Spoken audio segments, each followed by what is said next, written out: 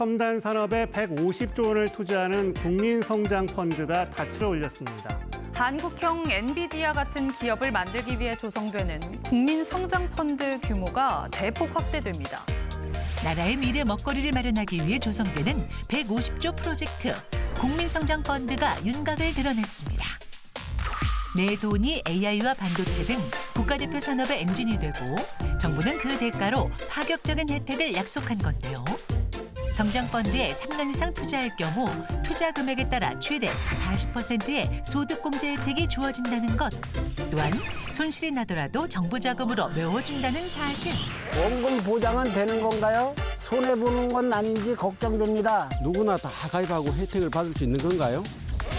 국민성장펀드에 관한 모든 것. 지금 스튜디오에서 확인합니다.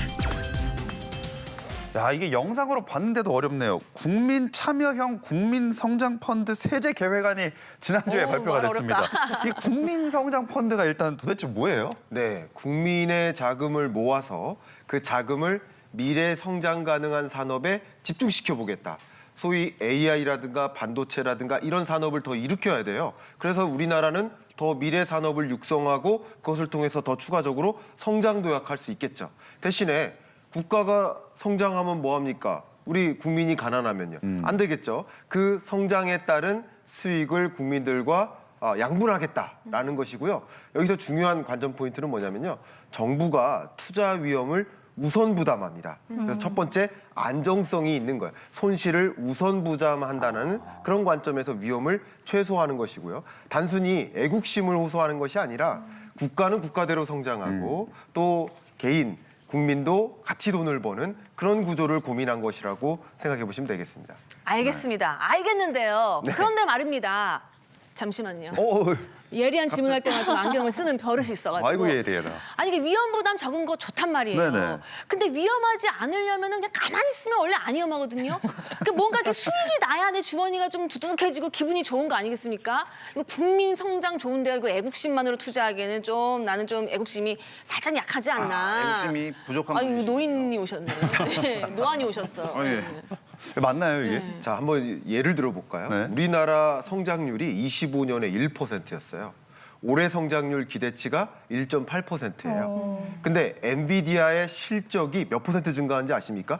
63% 증가합니다. 이게 바로 AI, 반도체, 유망 산업에 우리가 투자를 해야 될 필요성을 제기하는 거예요. 역시 국가는 애국심에만 기대는 것이 아니라 네. 우리 국가가 성장하기 위한 그 산업에 더 많은 자금을 끌어와야 됩니다. 자금을 끌어와서 유망 산업으로 집중하고자 하는 것이고 그 유망 산업에 집중한 대가, 수익을 국민들과 나누는 구조다. 그래서 여기서 애국심에만 기대는 것이 아니라 민간 운용사의 전문성이 활용되는 것입니다. 그렇기 때문에 국가가 손실을 우선 부담하고 민간 전문 운용사들의 전문성도 반영되기 때문에 정말 나는 미래 성장 산업이 뭔지 몰라, 어디에 투자해야 될지 몰라 네. 라고 생각하시지만 국가가 그 부분들을 책임지고 미래 성장 산업에 집중하겠다는 의지를 갖고 있는 것이라고 해석해 보면 도움이 되겠습니다. 자, 그러한 정보가 이렇게 많아서 엔비디아, 반도체, AI, 피지컬 AI 뭐 다 나오는데 많아, 너무 많아. 그냥 좌좌 주식이 막 올라가고 있는 상황에 우리가 직접 주식에 투자를 하면 되지 국민 성장 펀드에 굳이 우리가 투자를 할 필요가 있을까요? 맞네요. 궁금합니다. 그럼 내가 하면 되잖아. 그러니까요. 네, 참 날카로운 질문입니다. 그리고 사실 많은 분들이 궁금해하는 지점이기도 하고요.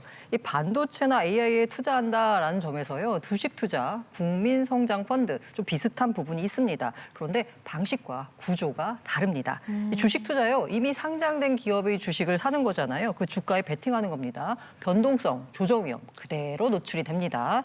이 반면에 국민 성장 펀드요. 개별 주가가 아니라 산업 전체의 성장 과정에 참여하는 구조입니다. 그리고 아직 상장되지 않았거나요. 초기, 중간 단계에 있는 기업까지 포함해서 장기적으로 키워서 수익을 내는 방식이다라고 생각하시면 됩니다. 그리고 주식 투자하면 손실은 누구 몫인가요? 바로 투자한 나의 몫, 개인의 몫이죠. 네. 그런데 국민성장펀드 앞서서도 계속 얘기가 나왔는데 만약에 손실을 봤다 그러면 정부가 먼저 손실을 부담하는 구조입니다. 그러니까 같은 산업에 투자하더라도 아무래도 하방 위험이 상대적으로 제한된다라고 보시면 됩니다. 또 이게 단기 매매가 아니고요. 주식 투자는 단기로 트레이딩 하시잖아요. 그게 아니라 5년. 10년 그 해당 산업의 성장을 보고 장기 설계된 투자이기 때문에요. 미래 성장을 선점하는 성격이 강합니다. 그래서요. 주식 투자 물론 하시면 되고요. 요것과는 조금 다른 목적으로 국민성장 펀드도 주목해 보시면 좋을 것 같습니다. 네. 예리한 두 분의 안경을 제가 가져와야 될 것 같은데 저도 예리하게 국민성장펀드의 차별화된 강점 중 하나가 또 절세 효과잖아요. 어느 정도 혜택을 볼 수가 있는 건가요? 예, 두 가지를 기억하시면 되겠습니다. 일단 최대 40%까지 소득 공제가 된다는 것. 그다음에 내가 만약에 이익이 나오면 세금을 내야 되잖아요. 이게 분리과세, 9.9%의 분리과세가 된다라는 점. 그렇게 된다 그러면 금융소득 종합과세에 들어가지 않다 보니까 늦은 세월이 안 들어가니까 내가 세금 측면에서 굉장히 도움이 되겠죠. 예를 들어 보겠습니다. 이렇게 얘기하면 좀 어려울 수 있어서 말씀을 좀 드릴게요. 연봉이 한 7,500만 원입니다. 거기에서 3년 동안 3,500만 원 정도를 이제 투자를 합니다. 그렇게 된다 그러면 한 1,300만 원 정도 이제 소득 공제를 받을 수 있게 되고요. 그거를 좀 나눠본다 그러면 한 현금 한 310만 원 정도의 소득 공제를 받을 수 있는 효과가 나오거든요. 나의 소득에 대한 과표가 내려가다 보니까 실제 큰 혜택을 볼 수 있는 거죠. 이런 소득 공제 혜택, 분리과세 혜택까지. 분리과세요 9.9%잖아요. 원래 15.4%인데 15.4% 내면은요. 원래는 46만 원 정도 세금 내야 되는데요. 9.9% 분리과세 단일 세율로 들어가면은요. 이게 29만 원으로 낮아집니다. 그러니까 내가 세금 내는 것도 줄어들 수 있겠죠. 크나큰 세제 효과가 있다. 이렇게 말씀드릴 수 있습니다. 네. 자, 우리가 이렇게 국민성장펀드에 대해서 좀 알아봤는데요. 여기 정부가 함께 내놓은 게 또 있습니다. 이것도 어려워서 봐야 돼요. 기업성장집합투자기구 BDC. 뭐라고요? 이건 또 뭐고 도대체 국민성장펀드랑은 어떻게 다른 겁니까? 네, 아주 쉽게 좀 정리를 해봐 드리도록 하겠습니다. 앞서 말씀 나눴었던 국민성장펀드는 AI, 반도체와 같은 유망 산업에 투자하는 것이고 정부가 20% 정도 손실을 우선 부담하겠다라는 것이 주요 골자입니다. 그럼 비교를 할게요. BDC 같은 경우는 국민성장펀드가 다소 이 수비수라고 한다면 BDC는 공격수에 해당됩니다. 투자에 전액 책임을 져야 됩니다. 정부가 손실을 20% 방어하는 유형이 아니에요. 그리고 BDC 같은 경우 중요한 게 해당 섹터가 AI 반도체와 같은 우량 산업이 아니라 비상장 기업, 벤처 기업 이런 기업들에게 적극적으로 투자하는 겁니다. 다만 이 벤처 기업들은 성장성이 어때요? 60%, 100% 이상 성장하기도 합니다. 그러니까 투자에 따른 수익은 더 기대될 수 있으나 손실은 또 더 클 수도 있는 것입니다. 또 중요한 것 하나가 국민성장펀드 같은 경우는 보신 것처럼 소득공제 혜택을 제공해 줍니다. 그런데 BDC 같은 경우는 소득공제 혜택이 아니고 배당 9% 분리과세를 적용해 주는 것이 주요 특징이라고 볼 수 있겠습니다. 이거 무엇이든 표 밸런스 게임인데요. 뭐 하실 거예요? 저는 안정형으로 가겠습니다. 네. 국민성장 펀드가 저는 맞는 것 같아요. 저는 뭐 수비보다는 공격을 좋아하기 때문에 저는 BDC. 예. 근데 이게 세제 혜택이 엄청 크잖아요. 그래서 이게 아무나 이 가입할 수 없다고 그래요? 들었는데. 손대면 되는 게 아니에요? 그러니까 우리 할 수 있는 거 맞아요? 우리는 못하는 건가요?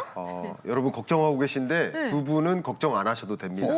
우리 금융종합소득이라고 하는데요. 예를 들어 이자라든가 배당금이라든가 이것을 1년 동안 2천만 원 이상 받는 금융종합소득이 많으신 분들, 이분들은 제외가 됩니다. 오히려 말씀하셨던 것처럼 투자 꿈나무들에게 적합한 직장인이라든가 이 2천만 원의 금융소득이 있지 않으신 분들, 그런 분들은 BDC 얼마든지 대상이 되니까 관심 있으신 분들 한번 더 추가적으로 알아봐 주시기를 추천해보고 싶습니다. 2천만 원 안 되지. 마음 놓고 저희는 가입할 수 있는 것 같긴 마음 한데 놓고. 그래도 좀 공부를 해야 되잖아요. 이번에 정부가 내오는 국민 참여형 펀드를 특별히 ISA 계좌로 하면은 더 유리하다는데 김종현 아나운서 ISA 계좌 있지 않아요?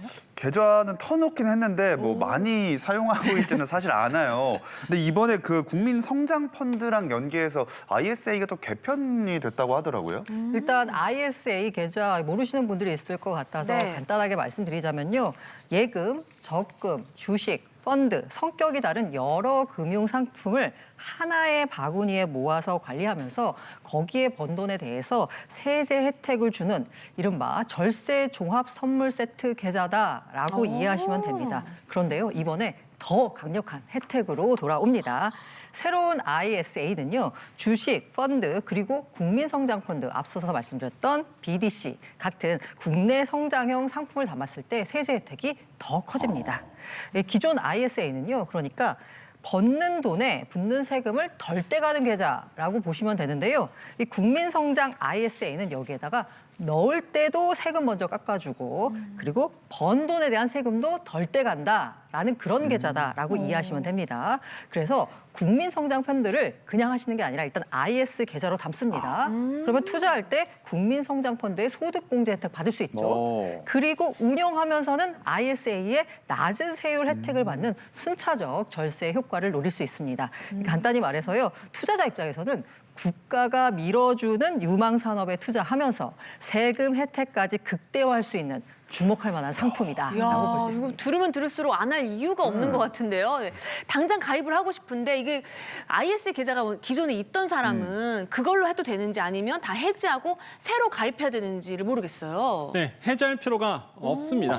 기존에 있는 ISA 계좌가 있으시면은 아까 우리 평론가께서 말씀하신 것처럼 그냥 그 바구니 안에 담아내면 되거든요. 그래서 이제 국민성장 펀드나 BDC 같은 경우를 이제 담아내시면 됩니다. 그렇기 때문에 크게 기존에 있는 IS 계좌를 해지할 필요가 없다.